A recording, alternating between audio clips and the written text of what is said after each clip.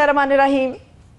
अस्सलाम वालेकुम नाज़रीन, प्रोग्राम मुकाबिल में मेरे और आमिर मतीन साहब की तरफ से तमाम देखने वालों को हम खुशामदीद कहेंगे। नाज़रीन, तनख्वाहदार तबके के लिए रिलीफ पाना है तो फिर जो बड़े पेंशनर्स हैं उन पर इजाफी टैक्स लगाना है। IMF ने मशरूत रजामंदी जाहिर कर दी है और ये भी साथ बता दिया गया है कि गैर ज़रूरी सब्सिडीज़ और जो टैक्स छूट है उसको भी ख़त्म किया जाए। स्टेट बैंक ऑफ पाकिस्तान की तरफ से जो गैर तस्लीम शुदा क्रिप्टो करेंसी है उस पर हुकूमती सोच क्या है और जो मुमकिन बजट है उसकी तफसीलात क्या कुछ हो सकती हैं, क्या आ सकती हैं, इसके ऊपर हम बात करेंगे। लेकिन इस पूरे माहौल के अलावा, इकोनॉमी के अलावा, जो इंडिया और पाकिस्तान के दरमियान एक टेंशन है वो अभी भी बरकरार है। जो नरेंद्र मोदी हैं उनके नफरत अंगेज बयानात का सिलसिला जारी है, मगर पाकिस्तान फिर से अपने दुश्मन भारत के दांत खट्टे करने को तैयार है। इसके ऊपर भी हम तफसील के साथ गुफ्तगू करेंगे। आमिर साहब, बजट के हवाले से बात होगी, लेकिन जिस तरह से मैंने इंडिया पाकिस्तान की टेंशन की बात की है, जो बड़े ही वो कहते हैं ना जहर में भुजे हुए बयानात वो मोदी साहब की तरफ से भारत में आ रहे हैं। ये जो वो कह रहे हैं ना, रोटी खाओ नहीं तो मेरी गोली तो है, ये जो शोले इनके अंदर से निकल रहे हैं ना, दरअसल ये शोले इन्होंने कहाँ से चुराए हैं? या मुल्क चला लो या फिल्म बना लो, ये तो सारा इन्होंने जो है वो बॉलीवुड शुरू कर दिया हुआ इंडिया के अंदर। ये हंसी भी आती है, रोना भी आता है कि जंग एक बहुत ही संजीदा और ख़तरनाक मामला है, मगर ये जिस तरीके से ये भारत के वज़ीर आज़म हैं, ये बिल्कुल बॉलीवुड की ज़ुबान में, ये बिल्कुल, ये मैं नहीं कह रहा हूँ, उनके अपने उनके अपने एंकर्स कह रहे हैं कि ये शोले फिल्म से इन्होंने चुराया है और वो जो है ना गब्बर सिंह बन गए हैं। मगर ये गब्बर सिंह जिस तरह फिल्म में पिटता है तो ये वैसे भी ये झड़प के अंदर रिसेंटली ऐसे ही पिटा है। तो अच्छा किया आपने ये दिखा दिया है। मगर संजीदा बात ये है कि भारत के अंदर इस वक्त जो है एक बहुत ज़्यादा जारहाना रवैया अभी तसलसल से जारी है। एक तो उन्होंने डिक्लेयर्ड, उनकी तरफ से अनाउंसमेंट आई हुई है कि ऑपरेशन सिंदूर जो है ख़त्म नहीं हुआ, पॉज आया है। उसके बाद से जो वो जिस तरीके से उनकी आजकल जो है ना आनियाँ जानियाँ चल रही हैं, उससे हमें ठीक है, खुशियाँ मनाएं, हम सेलिब्रेट कर रहे हैं, हमें विक्ट्री मिली है, मगर हमें तैयार रहना चाहिए क्योंकि इस वक्त जो है उनके यहाँ ये जो स्टेटमेंट प्राइम मिनिस्टर की, ये सुन ली आपने, ये शोले जो चला रहे हैं, उसके बाद उनके तमाम वज़रा जो हैं पूरी वहाँ सिंदूर यात्रा चल रही है। फिर उनका मीडिया दोबारा, वो पहले भी वो सारा एक मजाक उड़ाने के बावजूद जो है वो उनके, मैं बड़ा गौर से उनका वीडियो देखता रहता हूँ, वो दोबारा इस कौम को अपने को ये यकीन दिला रहे हैं कि जिस तरह 2019 के अंदर कि उनकी विक्ट्री हो गई है और उन्होंने कमाल करके दिखाया है, और वो एक दोबारा हाइप बना रहे हैं। जिस तरीके से वो अपने अंदरूने मुल्क के अंदर ये जारहाना और वॉर हाइप और जो है ये क्रिएट कर रहे हैं एक जंगी जुनून, उस तरह ही आप देखें उनके बाहर में 7 डेलीगेशन जो पूरी दुनिया में भेजे हुए हैं, तो वो एक किस्म का वर्ल्ड ओपिनियन तैयार कर रहे हैं, जिससे कि ये खदशा होता है कि शायद ये क्या आगे करने जा रहे हैं। सो हमें तैयार रहना चाहिए उसके लिए। साथ में उनकी तरफ से एकदम से क्लियरली जो है जो असलहे की खरीदो फरोख्त के लिए, फॉर एग्ज़ाम्पल वो जो है उन्होंने बड़ी उससे फैन फेयर के साथ कल उनके राजनाथ सिंह जो उनके डिफेंस मिनिस्टर हैं, उन्होंने AMAC जो है, AMAC जो है स्टेल्थ 5th जनरेशन का जहाज़ जो है वो उसको वो जी उन्होंने लॉन्च किया है। कि पहले वो जो है ना कि उनकी एक दास्तान रही है, हिंदुस्तान एरोनॉटिकल लिमिटेड HAL जो है उसने तेजाज जहाज बनाए थे, वो फ्लाइंग कॉफिन कहा जाता है। वो जो है ना वो कभी आगे भी ये जो 72 जहाज उड़ाए थे उनमें से एक भी तेजा नहीं था, वो शर्मिंदगी का मुकाम बन गया। वो 40 साल से जहाज अपना जेट नहीं बना पाए, अब वो बनाने जा रहे हैं कि वो 5th जनरेशन का ये स्टेल्थ जहाज जेट बनाने जा रहे हैं।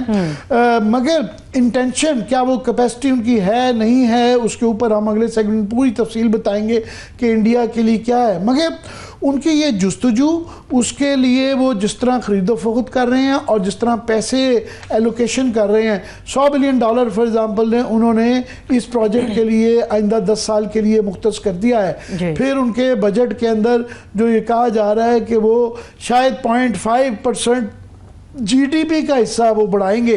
जी सही। अब याद रहे कि उनका पहले ही बजट जो है तकरीबन $80 बिलियन के करीब है, तो अगर वो 0.5 अपना उनका 4 ट्रिलियन का जीडीपी है, तो अगर 0.5 भी करते हैं तो वो $20 बिलियन बन जाता है। तो हमारे यहाँ हम भी बहस कर रहे हैं कि हम 12 से 18% बढ़ाएंगे, मगर हमें इसके लिए पूरा एक ओवरहॉल करना पड़ेगा कि कैसे मुमकिन हो पाएगा, कैसे हमने, क्योंकि हम उनका इकोनॉमिकली मैच नहीं कर सकते। हमारी तकरीबन बड़ी मुश्किल से 400 के करीब जो है बिलियन डॉलर्स के करीब जो है जीडीपी होने को है, वो 4 ट्रिलियन के करीब जा रहे हैं। सो ये 10 गुना ज़्यादा इजाफा है। वो उनका जो है रिजर्व जो हैं 500-600 बिलियन डॉलर्स के हैं, उनकी एक्सपोर्ट्स बहुत ज़्यादा हैं। और हमारे यहाँ ये जो बुरी खबरें आई हैं कि हम ये करना तो है मगर कैसे करना है उसके लिए गवर्नमेंट हमें कोई डायरेक्शन नहीं दे रही है।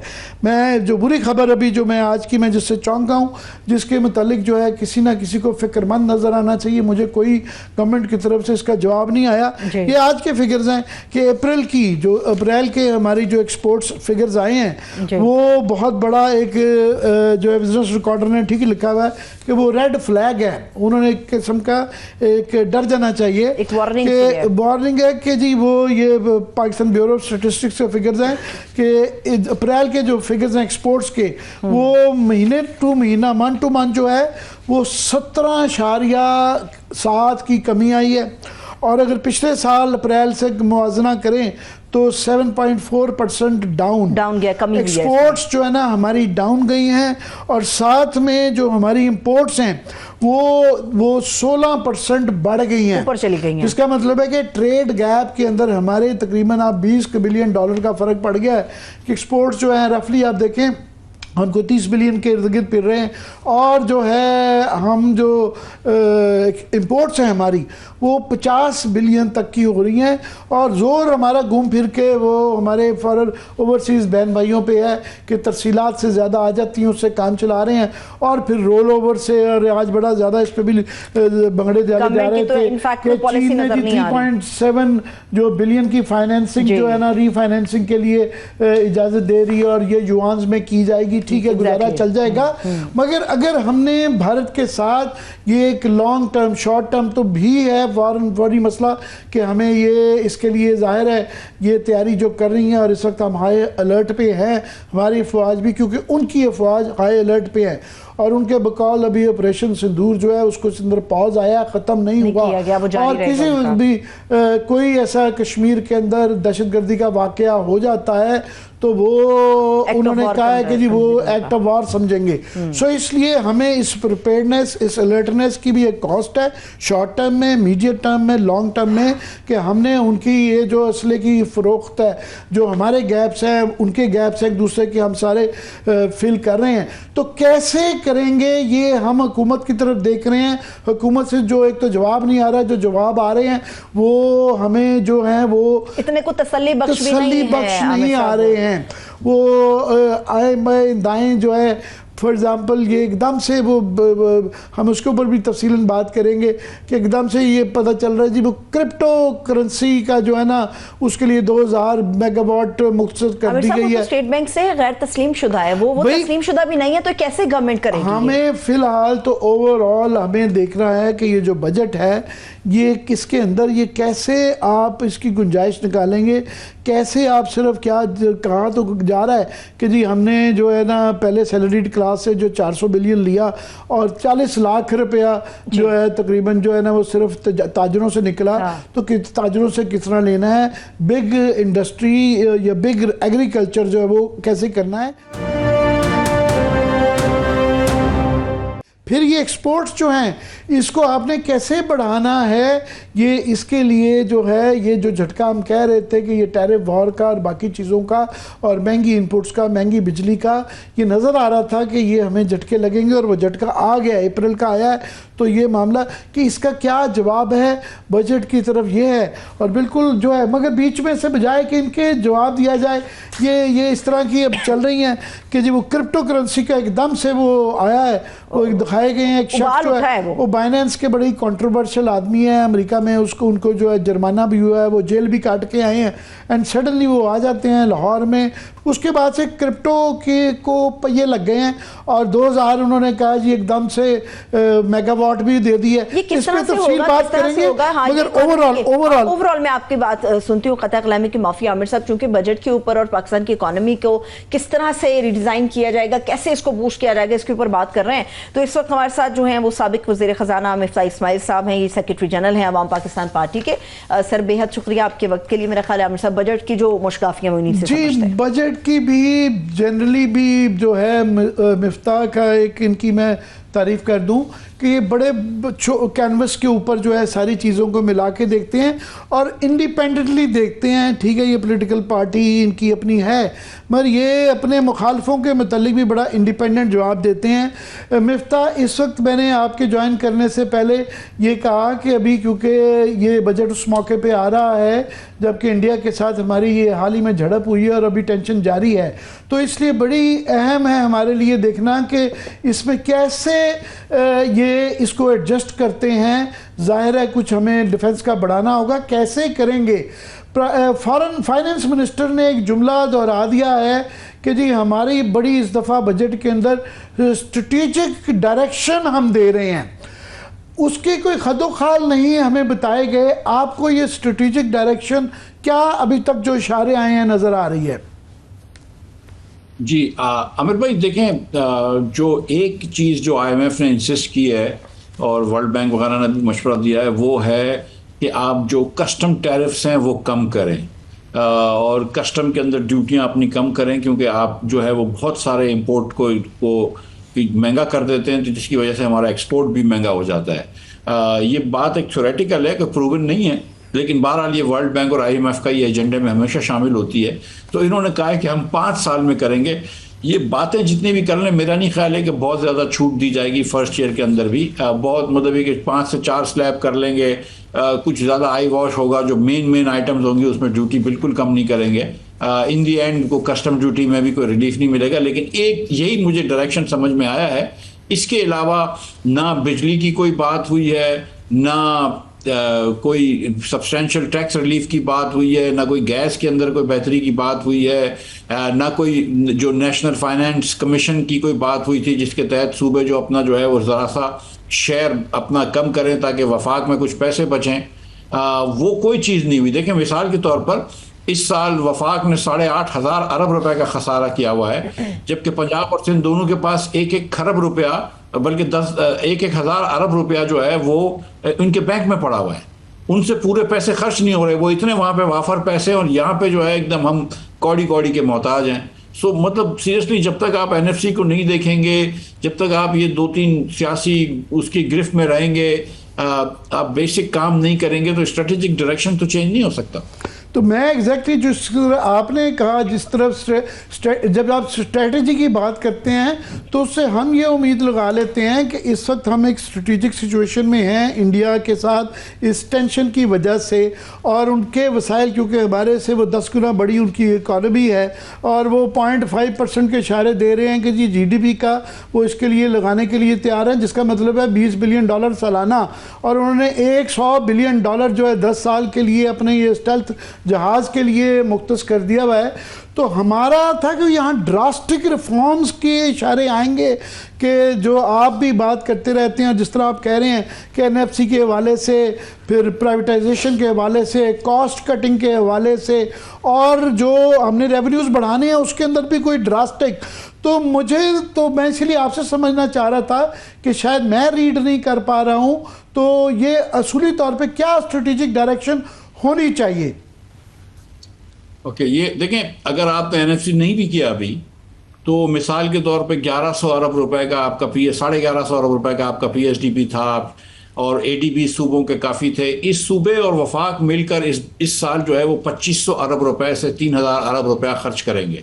जैसे 2500 अरब रुपया खर्च करेंगे 4 सूबे और वफाक मिलकर, ये एनुअल डेवलपमेंट प्लान से, जिसमें ये नालियाँ बनाते हैं, रोड बनाते हैं, जिसमें MNAs और MPS को कमीशन मिलते हैं, मतलब बहुत सारी आप जानते हैं कि चीज़ें। ये 2500 अरब में से 700-800 अरब तो कम से कम ये MNAs और MPS के हैं। मैं ये समझता हूं कि इस 2500 अरब को अगले साल जो है वो आप 1500 अरब कर दें। आप सूबों को भी कहें कि आप एडीपीज और ये ना करें, और वफाक को भी कहें कि आप पीएचडीपी कम कर दें। वो जो 1000 अरब रुपया बचता है, दैट्स $3 बिलियन। जो मैंने सुना है कि जो डिफेंस की जो नीड्स, एडिशनल नीड्स हैं, अब अगर हिंदुस्तान अगर अटैक करेगा तो आपके पास क्रेडिबल मिसाइल डिफेंस होने चाहिए, क्रेडिबल एयर डिफेंस होना चाहिए, ताकि खुदा न खास्ता आपको न्यूक्लियर वेपन्स पर ना जाना पड़े, आपके पास कन्वेंशनल डिटरेंस हो।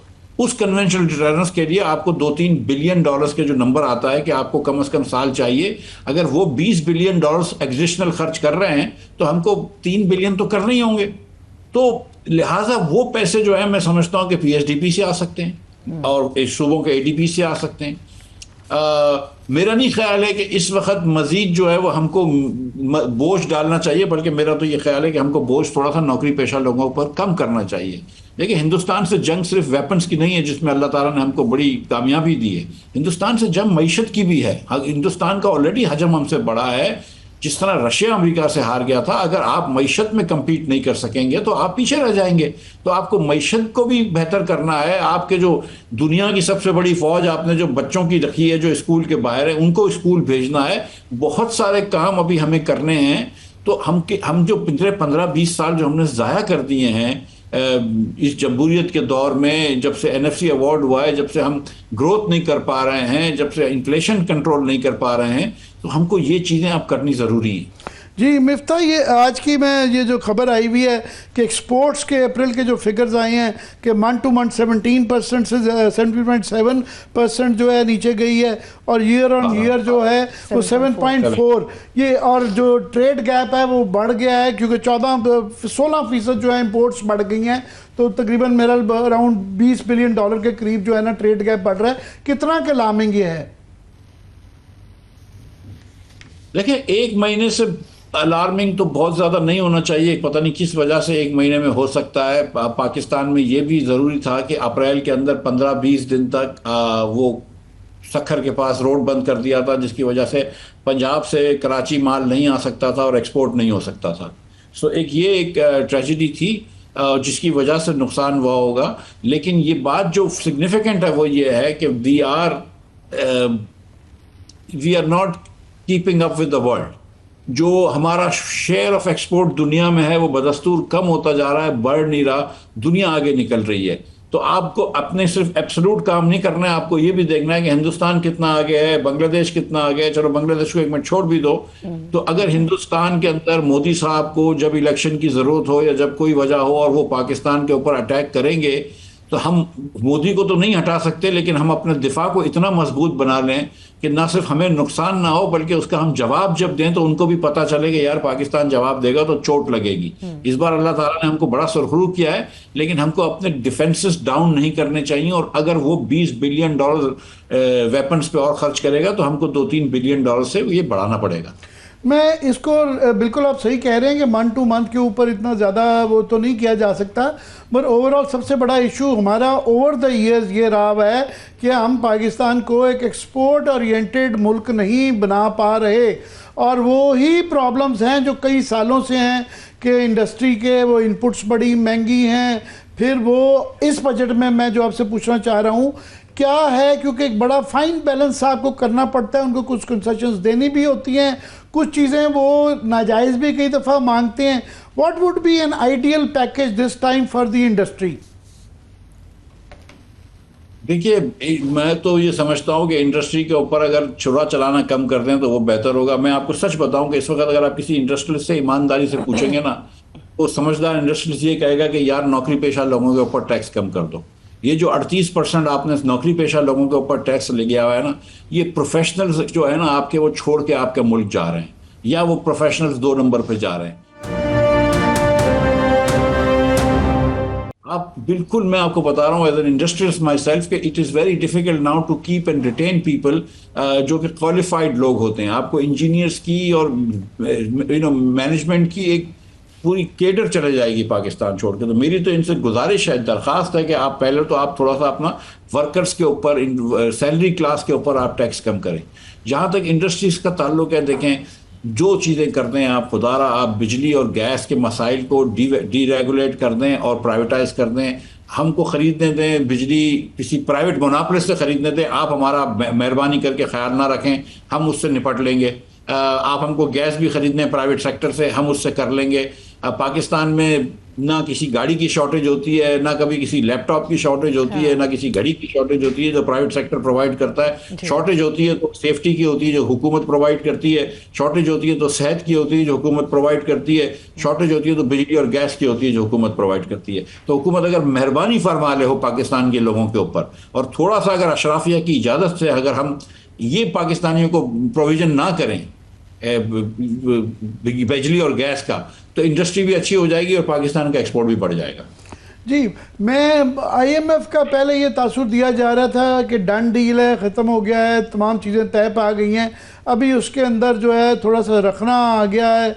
लगता है कम से कम ख़बरें जो आ रही हैं मीडिया के अंदर कि वो काफ़ी चीज़ें के ऊपर जो है वो एतराज़ात बढ़ गए हैं और कहीं ना कहीं मामला रुक गए हैं। आपको क्या इत्तलाएँ हैं?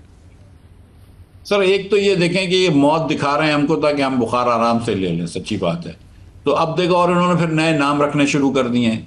अब पहले आपने 78 रुपए से लेवी का आपने फैसला कर लिया कि 100 रुपए करेंगे, उसके ऊपर लेके जाएंगे तो आप इसको बोलेंगे कार्बन टैक्स है। है तो लेवी, बेसिकली कार्बन लेवी बोल देंगे, लेकिन आप बोलेंगे नहीं नहीं हम तो माहौलियत के लिए कर रहे हैं। लेकिन ये आपको और मुझको दोनों को पता है, पूरे कौम को पता है कि कोई माहौलियात से इसका कोई इसका सरोकार नहीं है, तो इनको टैक्स लगाना है। इसी तरह इन्होंने कोई हेल्थ टैक्स शुरू करा है जो आइसक्रीम और शरबत वगैरह के ऊपर डालने की तजवीज़ करी थी। मेरे ख्याल से IMF ने इसको रोक दी क्योंकि इससे बहुत महंगाई बढ़ जाएगी, लेकिन अभी तक इसके बारे में बातें कर रहे हैं। कहीं पर ये नहीं मुझे अभी तक सामने आया कि कोई रिलीफ की बात की हो कि नौकरी पेशा लोगों को क्या रिलीफ देंगे। हम एक्सपोर्टर्स के ऊपर 61% टैक्स लगा रहे हैं, उनको हम क्या रिलीफ देंगे। हमने कभी ये नहीं देखा कि कोई रेगुलेशन हम किस तरह कम कर लें। हम जब और रियल टैक्स हुकूमत में वो होता है जो हुकूमत अखराजात करे, चाहे वो बैंकिंग सेक्टर से ले ले या डायरेक्ट टैक्स ले ले। तो हमने अभी तक ये नहीं सुना है कि हुकूमत कोई अखराजात कम कर रही हो, चाहे वो PSDP में कम कर रही हो, ADBs में कम कर रही हो, ये हमने नहीं सुना है। और इतनी सी आपको बात कर दूं सर कि ये वो लोग हैं कि जिन्होंने कहा था कि हम 56 अरब रुपए जमा करेंगे ताजिरों से और 30 लाख रुपए जमा करेंगे। जी बिल्कुल, मगर हमें ये तासुर भी दिया जा रहा है कि हुकूमत ने, क्योंकि ये ऐलान किया था कि जिस तरह आप भी कह रहे हैं, सारे लोग कह रहे हैं कि ये सैलरीड लोगों से जो है ना आपने उनका निचोड़ के रख दिया, 38% तक उनसे टैक्स लिया जा रहा है कि शायद उनको रिलीफ दे रहे थे। और इस तरह की खबरें भी छपी हैं कि IMF को इसके ऊपर एतराज़ है। तो इस तरह के एतराज़ात कितने लेने चाहिए, कितना हमारी कैपेसिटी है इसको रेसिस्ट करने की? सर देखिए आमिर भाई, अगर मिसाल के तौर पर ये कह देते हैं कि यार जो हमने PSDP पिछले साल 1150 अरब रुपए रखा था और 800 खर्च किया था, हम इस बार सिर्फ 400 खर्च करेंगे और 400 ही रखते हैं, तो 400 अरब रुपया बच जाएगा ना आपको। वो 400 अरब रुपया बच जाता है। अगर आप ये कहेंगे यार सूबों के जो PSDPs थे जो कि 1600, 1700, 1800 अरब रुपए इस साल हो गए, लेकिन अगले साल हम 1000 अरब करेंगे तो 800 अरब वो बच जाएंगे। आप 1200 अरब बचा लें, IMF आपको टैक्स में छूट आराम से देना पड़ेगा। लेकिन आप ये कहते हैं कि नहीं मैं खर्चा कोई भी कम नहीं करूंगा, मुझे सिर्फ टैक्स की छूट देने दो, तो फिर IMF मना करता है। आप अखराजात कम करें ना, आप क्यों नहीं कम करते? पिछले साल आपने 20% हुकूमत के अफसरान को आपने तनख्वाह बढ़ाई थी, इस साल इन्फ्लेशन तो सिर्फ 6% हुआ है।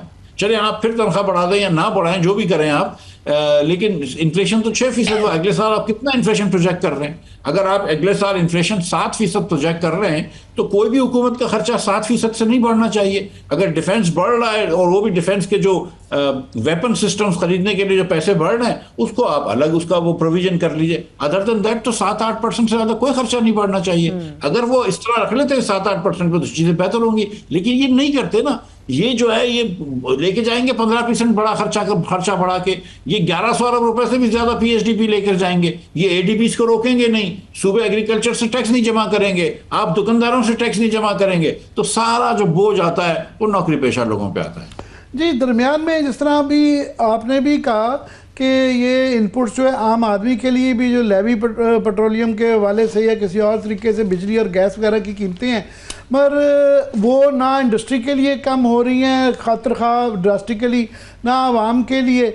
मगर ये रिसेंटली ये खबर एकदम आ गई कि जो 2000 मेगावाट जो है वो हम क्रिप्टो माइनिंग के लिए जो है ना वो मुख्तस कर रहे हैं, और उसका उज़र ये दिया गया कि क्योंकि हम ये बिजली इस्तेमाल नहीं कर पा रहे, तो ये इसलिए उनको ये दे रहे हैं। तो वो काफ़ी सारे सवाल उसके हवाले से आ जाते हैं। पहले आप उमूमी तौर पे कि ओवरऑल ये क्रिप्टो, इसके ऊपर पहले बताया गया था कि जी बातचीत होगी, एक इदारा बनाया गया, एकदम से ये सुपहिये लग गए हैं, क्या है इसके पीछे? देखिए, कुछ बड़े लोगों के इंटरेस्ट हैं इसके पीछे, पाकिस्तान में भी, और फिर वो कुछ अमेरिका के अंदर भी कुछ इंटरेस्ट पैदा कर रहे हैं। लेकिन पाकिस्तान में कुछ बड़े लोगों के बहुत इंटरेस्ट हैं इसमें, सियासी बड़े लोगों के। उसके बाद और वही फैमिली जो है वो इसको लेकर आगे चल रही है। उसके बाद बेसिकली देखें, अगर ये 2000 मेगावाट बिजली किसी को बेच देते हैं और कोई हमसे डॉलर में बिजली खरीद लेता है और ये क्रिप्टो यहाँ पे माइनिंग करता है कोई फॉरेनर आके, तो हमें कोई हर्ज नहीं है, अच्छी बात है, करे। हुकूमत को ये नहीं करना चाहिए। It should not be the job of the government to actually try to mine for crypto.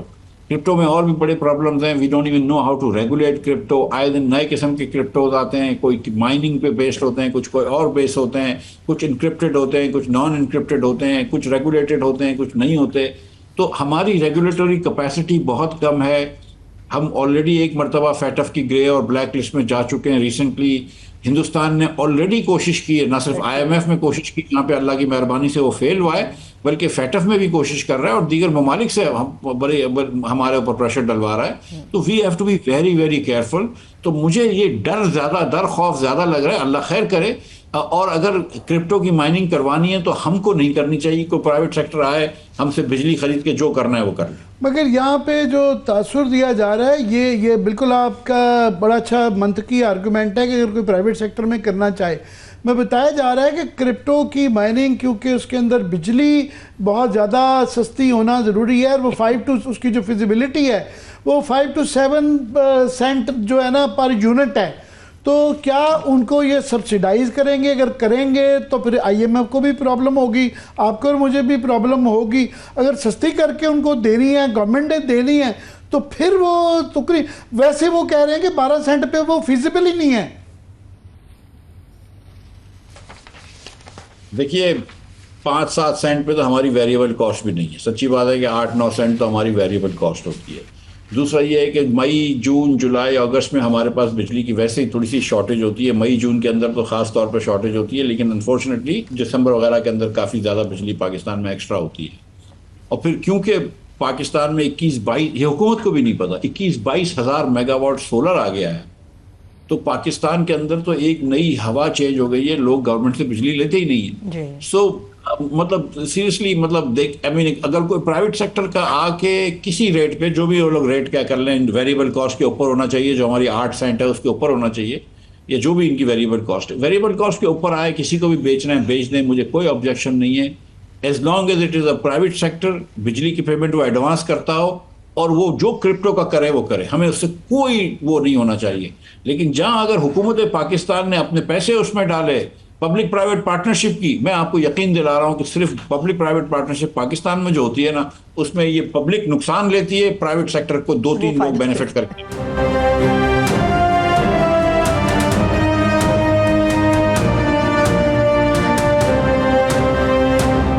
सबसे बड़ा एलिफेंट इन द रूम तो एनर्जी ही रहता है, और एनर्जी के हवाले से आप कोई, एक तो ये सोलर की पॉलिसी जो है कि पहले लोगों को इंसेंटिव दे के, और आप सही बता रहे हैं, लोगों ने अपने पल्ले से सोलर दिया हुआ है। अब पॉलिसी शिफ्ट एक नज़र आ रही है कि बहाने से, कभी दाएं से बाएं से उसको डिस्करेज करके रोका जा रहा है। और यहाँ तो वो मतलब है कि रिलीफ आवाम को नहीं दिया जा रहा, या तो वो IPPs को कैपेसिटी उसमें दिया जा रहा है, या वो क्रिप्टो को देने के लिए तैयार हैं।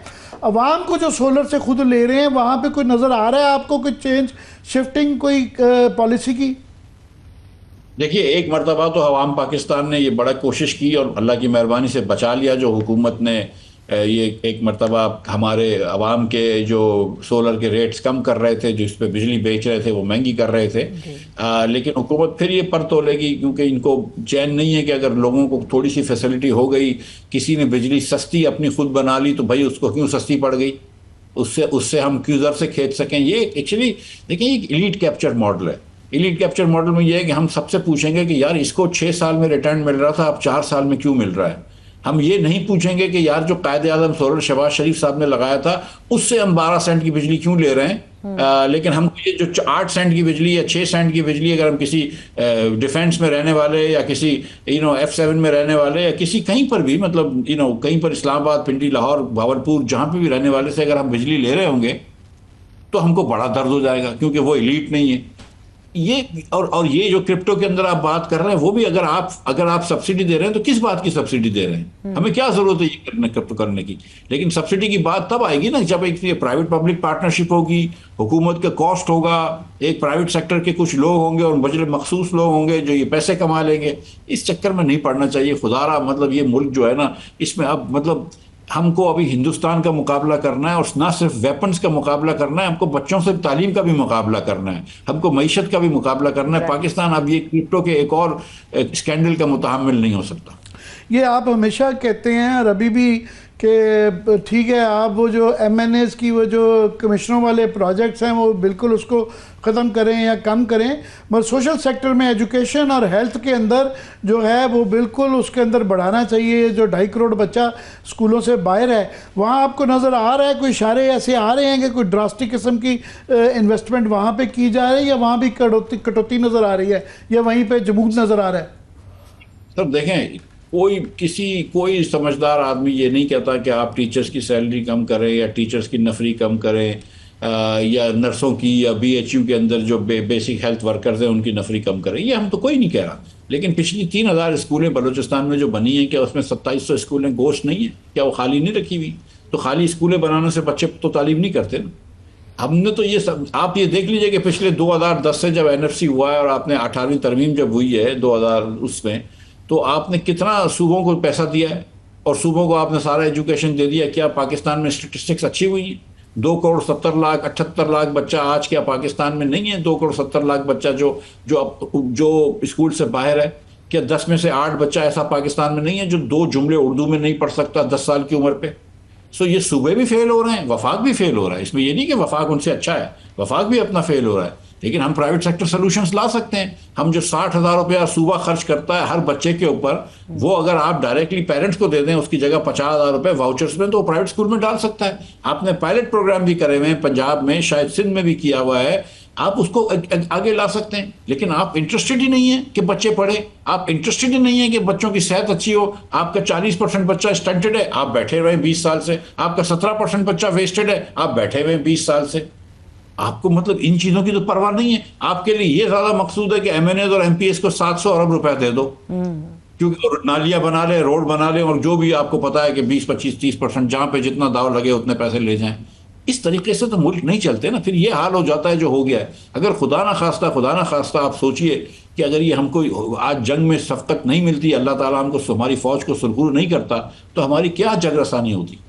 जी बस घूम फिर के बजट के अंदर सबसे बड़े सवाल तो यही रह गए हैं कि ये जो है पिछले साल शॉर्टेज रही, इस दफ़ा 2000 अरब का और जो है टारगेट जो है रेवेन्यू का बढ़ा रहे हैं, तो क्या ये रिटेल को, बिग एग्रीकल्चर को, प्रॉपर्टी को टैक्स कर पाएंगे या नहीं कर पाएंगे?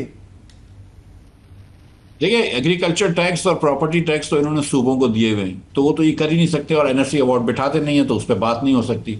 तो ये कहते हैं हम 2000 अरब ले आएंगे। 2000 अरब में इनके भी ख्याल है कि ये 4.5% बढ़ लेंगे, 4% भी नहीं बढ़ सकेंगे। ये 3% इकोनॉमी की ग्रोथ होगी, शायद 7% GDP के अंदर इन्फ्लेशन की वो हो जाएगी, इन्फ्लेट हो जाएगी।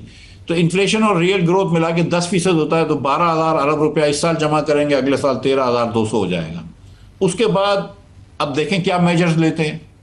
जो मैंने आपसे बात की कि 78 रुपए से, खैर लेवी तो इसमें टैक्स में नहीं गिनी जाती, लेकिन लेवी बढ़ा देंगे, कार्बन टैक्स लगा देंगे, शायद IMF को ये प्रॉमिस करेंगे जरूरत पड़ेगी तो सेल टैक्स लगा देंगे। मेरे ख्याल से तकरीबन हर चीज़ के ऊपर सेल टैक्स तो लगा हुआ है, बच्चों के दूध के ऊपर भी लग चुका है, हर चीज़ पे लग चुका है। तो अब उन्होंने सोचा है कि सेल टैक्स के नाम से हम 22% ले रहे हैं, 18 आपसे डायरेक्ट लेते हैं, अगर आप रजिस्टर्ड नहीं हो तो 22 लेते हैं, तो कंज्यूमर ही दे रहा होता है 22, क्योंकि दुकानदार तो रजिस्टर्ड नहीं हुआ। और जो दुकानदार इनकम टैक्स में रजिस्टर्ड नहीं होता उससे 2.5% मैन्युफैक्चर से उससे और लेते हैं, तो 24% ले लेते हैं। अब ये सोचते हैं कि अब 24 से तो बढ़ा नहीं सकते, तो अब इसका नाम एक्साइज रख देते हैं, हेल्थ टैक्स रख देते हैं। मतलब नई नई कोई भी रुत निकालते हैं, लेकिन किसी ने ये नहीं सोचा है कि यार अखराजात कम कर लें तो क्या हो। हमने 20% जो है हुकूमत के सर्वेंट्स की तनख्वाह बढ़ाई थी, लेकिन इन्फ्लेशन तो 7% से कम हुआ है। मतलब दो बड़ी थिंग्स लाइक दैट। लास्ट ये कि आपने सही कहा कि ये एग्रीकल्चर बिग हम ज़राअत की आप और हम हमेशा कहते हैं कि छोटे काश्तकार की तो एक्चुअली बहुत बुरा हाल है, जिसकी वजह से पाँचों की पाँचों क्रॉप्स जो है हमारी नीचे जा रही हैं। मगर बड़ा जो कमा रहा है लोग, जो बिग एग्रीकल्चरिस्ट है, उसको टैक्स लगाना चाहिए और ये सूबे का है। मगर इस दफ़ा IMF ने कुछ थोड़ा सा इसके ऊपर भी कंडीशनलिटीज़ की हुई हैं कि सूबों से इंश्योरेंस लेने के लिए इम्प्लीमेंट करवाना। वहाँ आपको KP में ख़ास तौर पे या इवन सिंध में भी कोई इम्पेडिमेंट्स नज़र आते हैं कि वो इसके करवा पाएंगे, नहीं करवा पाएंगे? कहीं नहीं होगा, मैं आपको यकीन दिला रहा हूँ, कहीं भी नहीं होगा। देखिए पंजाब में बहुत सारी ज़मीनें 90% फार्मर्स तो 12 एकड़ से कम है, और 12 एकड़ के नीचे फार्मर के पीछे तो जाना भी नहीं चाहिए, वो क्या बेचारा कमाता है। लेकिन ऑन द अदर हैंड आप नौकरी पेशा लोगों को तो टैक्स 50,000 रुपये से शुरू कर देते हैं। लेकिन चलें छोड़े उस बात को। लेकिन ऐसे साउथ पंजाब में और सिंध में और दीगर जगहों पे भी बड़े बड़े ज़िम्मेदार हैं जिनकी हज़ारों एकड़ की अराजी है, और एक एग्रीकल्चर टैक्स को सूबे रखने से एक नुकसान ये होता है कि सबको एक चोरी का जगह मिल जाती है। जैसे वो डॉलर्स पहले ला सकते थे ना, तो जो मर्जी डॉलर ले आओ, आप बाहर से हवाला करके ले आओ और अपनी इनकम को वाइट कर लो। इस तरह यहाँ पे बड़े बड़े लोग, आप मरगला एवेन्यू पे चले जाएं इस्लामाबाद में, तो इनको बोलिए कोई इनकम टैक्स इतना नहीं भर रहे, बोलते हमारी एग्रीकल्चर इनकम थी, पता नहीं कहाँ से आ रही है एग्रीकल्चर इनकम, लेकिन सबकी आ रही है। सो आपको ये दरवाज़ा भी बंद करना होगा कि भाई किधर से एग्रीकल्चर इनकम आ रही है। सो आई थिंक कि इसको अगर फेडरलाइज कर दें तो बेहतर होगा, और इससे आप देखिएगा कि एग्रीकल्चर तो ठीक है कलेक्शन होगा, लेकिन जब ये दरवाज़ा आप बंद करते हैं तो दीगर कलेक्शन बढ़ जाएगा। जो मैन्युफैक्चरर्स हैं, जो ट्रेडर्स हैं, जो सर्विस इंडस्ट्री है, जो जिसको आपने एक एवेन्यू दे रखा है चोरी का, वो चोरी का दरवाज़ा भी बंद हो जाएगा। ये ब्लैक मनी का आप ये कह रहे हैं कि छुपाने का सबसे बड़ा जो तरीका रह गया हुआ है, क्योंकि एग्रीकल्चर के ऊपर कोई पूछने वाला नहीं है, तो वो वहाँ पे पैसा चला जाता है। बहुत बहुत शुक्रिया मिफ्ता, आप हमारे लिए हमेशा वक्त निकालते हैं। बहुत शुक्रिया मिफ्ता इस्माइल साहब हमारे साथ मौजूद हैं। बहुत शुक्रिया, थैंक्स सो मच आमिर साहब। देखने वालों का भी शुक्रिया, इजाज़त दीजिए, अपना बहुत सा ख्याल रखिए, खुदा हाफिज़।